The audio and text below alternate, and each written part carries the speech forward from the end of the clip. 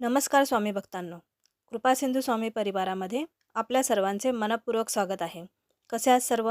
आनंदी आहात ना? असायलाच हवे. कारण आपण स्वामींच्या कुटुंबाचा एक भाग आहोत. बरोबर ना? आजच्या व्हिडिओमध्ये आपण कर्दळी वन याविषयी माहिती करून घेणार आहोत.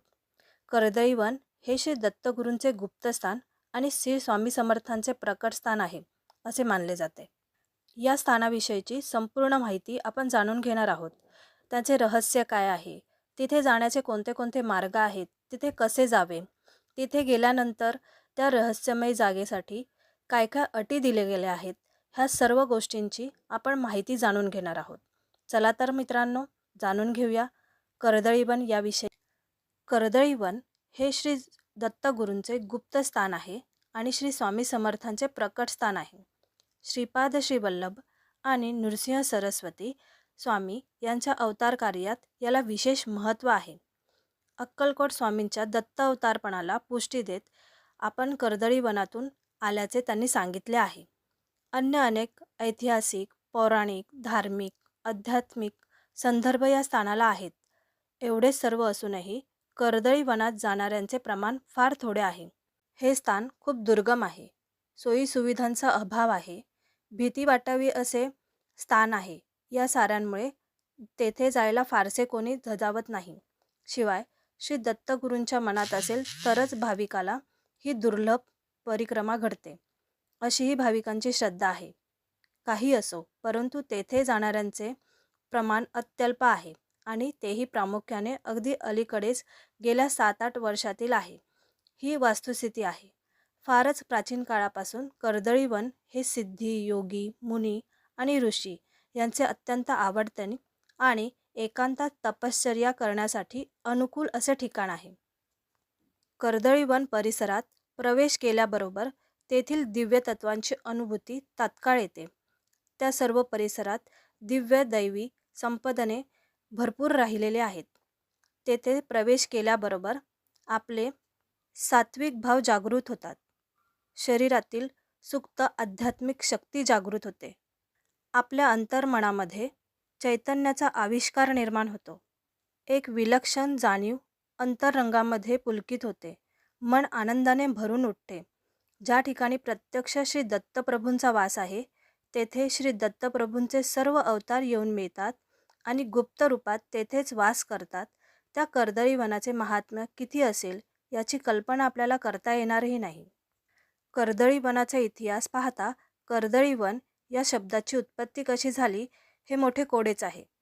महाराष्ट्रभर कर्दळी वन हे नाव जरी रूढ झाले असले तरी आंध्र कर्नाटकात त्याला कर्दळी वन किंवा काटली वन असे म्हटले जाते. एक मात्र खरे की कर्दळी वन या नावाचा आणि कर्दळी वनाच्या झाडाचा काहीही संबंध नाही.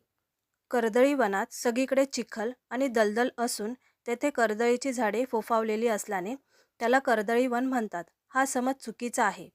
श्री नरसिंह सरस्वती ज्या बांबूच्या बुट्टीमधून बसून कर्दळी वनात गेले, त्या बुट्टीला कर्दळीची पाने गुंडाळून त्यांनी त्यावर फुले पसरून त्याचे आसन तयार केले होते. त्यांच्याच मार्गदर्शनाखाली ऐश्वर्यसंपन्न असे श्री दत्त चराचरात सामावलेले आहेत. श्री दत्त हे सर्वश्रेष्ठ मायावी असून त्यांनीच मांडलेल्या मायेच्या खेळातून अनेक उदाहरणं निर्माण करून त्यांनी साधकाचे उद्धार येथे स्वतःच करत आहेत. तेच ब्रह्मा, तेच विष्णू आणि तेच रुद्र आहेत. तेच इंद्र आहेत आणि स्वर्गातील इतर देवदेवता व सर्वही तेच आहेत. धरती आणि आकाश तेच आहेत. ते परातत्वात असून हेच श्री दत्तात्रयाचे अस्तित्वाचे वैभव आहेत. कर्दळी वनामध्ये श्री स्वामी समर्थ आणि दत्तगुरूंचा वास आपल्याला जागोजागी जाणवतो. आता जाणून घेऊया कर्दळी वनातील परिक्रमा मार्ग, म्हणजेच तेथे जाण्याचे 2 मार्ग आहेत. ते कसे आहेत ते सविस्तर जाणून घेऊया. कर्दळी वन परिक्रमा करण्यासाठी 2 मार्ग आहेत. पहिला मार्ग म्हणजे श्रीशैल्य येथे जाऊन तेथून होडीने किंवा यांत्रिक बोटीने 24 किलोमीटरचा प्रवास करून व्यंकटेश किनारी जाणे आणि तेथून कर्दळी वनात प्रवेश करणे. दुसरा मार्ग म्हणजे हैदराबाद येथून श्रीशैल्य येथे असताना श्रीशैल्याच्याच अलीकडे साधारण 10 ते 12 किलोमीटरवर अक्का महादेवी गुफेकडे जाण्याचा मार्ग आहे. पण हा प्रचलित नाही. व्यंकटेश किनाऱ्यावर एका साधू महाराजांनी झोपडी बांधून तेथेच कोळी समाजातील 10 ते 12 कुटुंबांनी कच्ची घरे आहेत. कर्दळी वनात जाणाऱ्या सर्व यात्रेकरूंना येथे सर्व प्रकारचे सहाय्य मिळते. गरज असल्यास सामान वाहण्यासाठी सेवेकरी मिळतात. त्यांना योग्य ते मानधन द्यावे लागते. एका दिवशी 500 रुपये एवढी रक्कम ते घेतात. तसेच सध्या मोबाईल सेवेमुळे यांच्याशी संपर्क साधून आधी व्यवस्था करता येऊ शकते. श्री अक्का महादेवी गुफेपासून पश्चिमेकडे कर्दळी वनातील श्री दत्तप्रभू व श्री स्वामी समर्थ महाराजांच्या मूळ स्थानाकडे जायचा रस्ता आहे. हा कर्दळी वनातील दुसरा टप्पा आहे. 6 किलोमीटर अंतराचा आहे हा रस्ता बहुधा सरळसोट आहे. मध्ये थोडाफार चढ उतार येतो. मात्र या रस्त्यावर अतिशय घनदाट आणि निबिड अरण्य आहे. अगदी दिवसात सुद्धा सूर्यकिरणे इथपर्यंत पोचू शकत नाही. या रस्त्याची सुरुवात होताच अक्का महादेवीच्या गुफेजवळ पूर्वेकडे एक विस्तृत पठार आहे.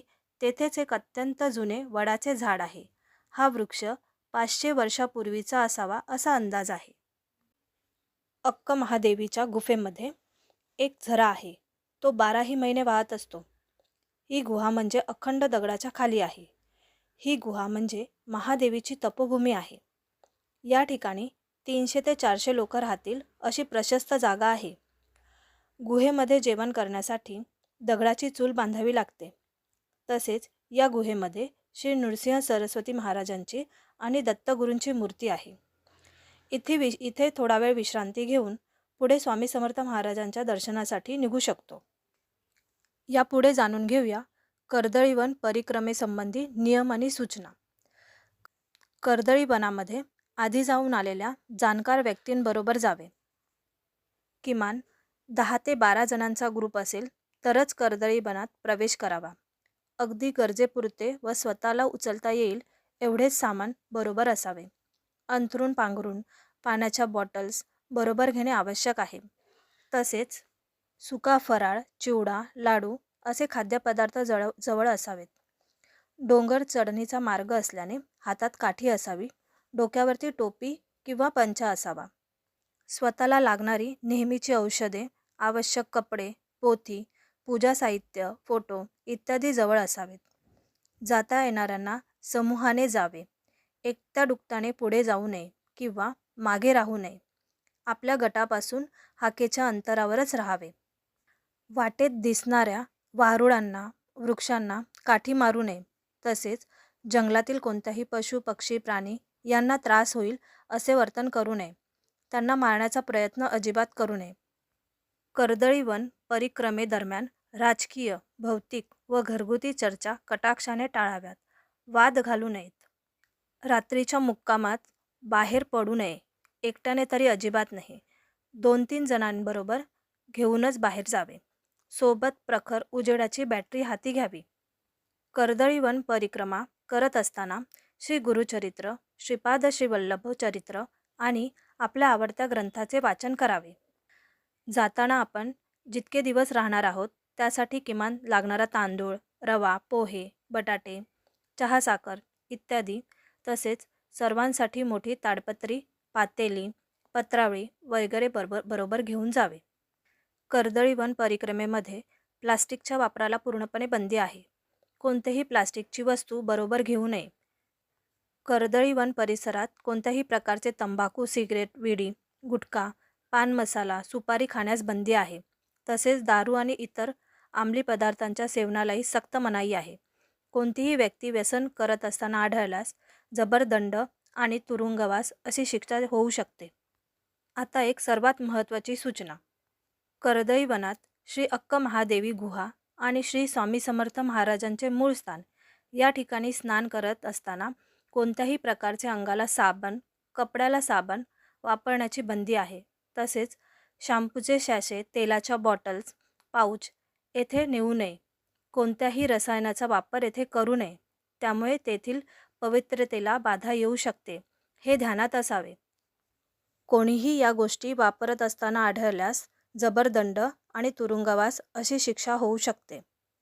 त्यामुळे चुकूनही या सर्व गोष्टी करू नयेत. कर्दळी वनभूमी ही खरोखर ध्यानधारणा, तपश्चर्या साधना करण्यासाठीची भूमी आहे. तेथील वातावरणात दैवी शक्तींचा वास आहे. त्यामुळे या पवित्र वातावरणाला कोणत्याही प्रकारचे गालबोट लागेल असे कोणतेही काम करू नये. त्याची खबरदारी आपण सर्वांनी नक्कीच घेतली पाहिजे. तुम्हाला माझा हा व्हिडिओ आणि ही माहिती जर आवडली असेल तर लाईक करा, शेअर करा आणि सबस्क्राईब करायला विसरू नका. तुमची कमेंट हीच माझी ऊर्जा. श्री स्वामी समर्थ. जय जय स्वामी समर्थ. धन्यवाद.